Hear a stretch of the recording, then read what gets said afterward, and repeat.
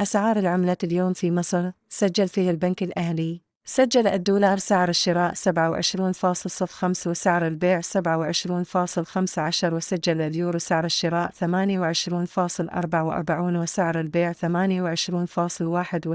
وسجل الجنيه الاسترليني سعر الشراء 32.11 وسعر البيع 32.72، وسجل الريال السعودي سعر الشراء 7.19 وسعر البيع 7.21، وسجل الدرهم الإماراتي سعر الشراء 7.37 وسعر البيع 7.38، وسجل في بنك مصر. سجل الدولار سعر الشراء 27.05 وسعر البيع 27.15، وسجل اليورو سعر الشراء 28.44 وسعر البيع 28.81،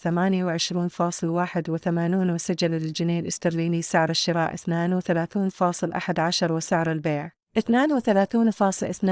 وسجل الريال السعودي سعر الشراء 7.19 وسعر البيع 7.21، وسجل الدرهم الإماراتي سعر الشراء 7.37 وسعر البيع 7.38.